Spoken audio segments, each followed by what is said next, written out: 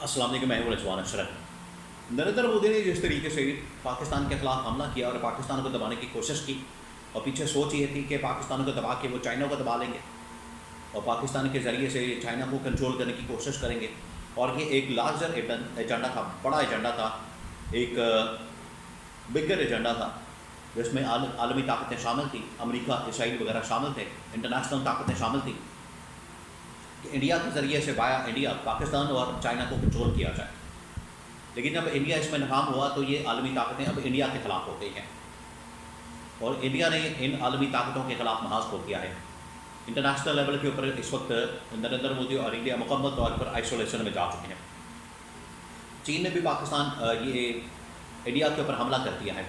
पाकिस्तान के बाद अब चीन की जानब से हमला कर दिया गया है इंडिया के ऊपर, और ऐसा इलाका अरुणाचल प्रदेश का नॉर्थ साइड का इंडिया का जो कि बिल्कुल बॉर्डर चीन के साथ लगता है, उस इलाके के ऊपर भी चीन ने अपना जो कब्ज़ा है वो जमा लिया है और अपना हक वहाँ पर मनवा लिया है। ऐसी जगह, ऐसा इलाका जिसके ऊपर इंडिया कब्ज़ा करके बैठा हुआ था, उसको बहाल किया, उस जगह को खाली करवाया और चीन ने उसके ऊपर अपना हक वापस ले लिया और उसको अपना नाम दे दिया। अगर आगे छेड़छाड़ की गई चीन के साथ इंडिया की जानब से,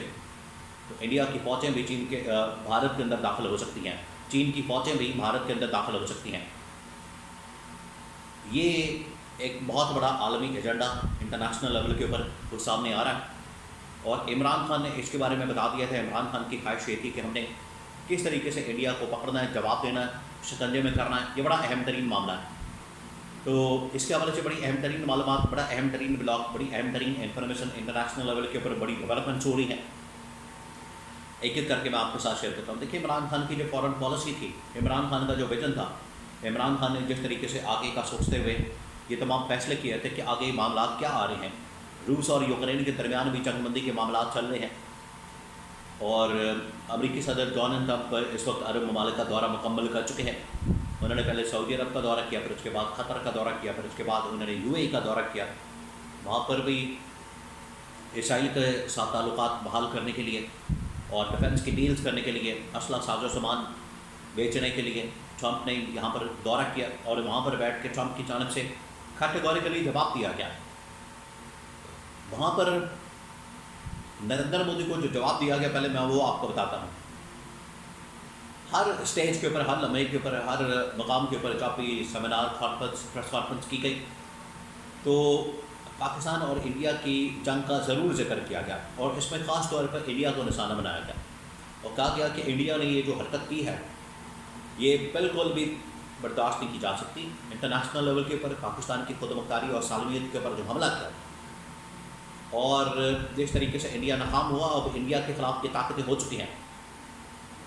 अमेरिका ने कहा है कि जितनी इस वक्त कंपनियाँ खुलनी हैं, एप्पल वगैरह की, बाकी सारी की सारी उठा के इस वक्त इंडिया से निकाल के अमेरिका शिफ्ट की जाए। और उसने एप्पल कंपनी के मालिक टिम कुक को कहा है अब तुमने दोबारा इंडिया के अंदर कोई फैक्ट्री नहीं लगानी, कोई प्रोडक्शन प्लांट नहीं लगाना, कोई वहाँ पर तुमने काम नहीं करना, सारा कुछ उठा के तो अमेरिका शिफ्ट करो। चीनी बहुत सारी कंपनियाँ जो है वो इंडिया से निकलना चाहती हैं। फ्रांस ने और रूस ने तमाम मुआहदे इंडिया के साथ कैंसिल करने का फैसला कर लिया। उसकी वजह यह है कि इनको सामान बेचने की वजह से, ये सामान तो इस वजह से बेचा जाता है कि मार्केट वैल्यू बढ़ेगी,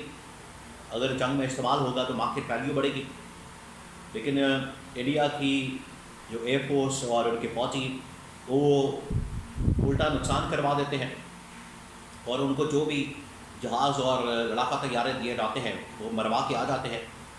जिसकी वजह से उनकी मार्केट वैल्यू गिर जाती है। इस वजह से रूस और फ्रांस की जानब से फैसला किया गया कि अब कोई भी जंगी प्रोडक्ट इंडिया को नहीं बेचने, क्योंकि इसके तो उल्टा फ़ायदे की बजाय नुकसान हो जाता है इसको बेचने से। तो अब इंडिया आलमी सतह के ऊपर तन्हाई का शिकार हो रहा है, आइसोलेशन में जा रहा है। इंडिया ने ऊपर से तुर्की के ख़िलाफ़ महाज खोला हुआ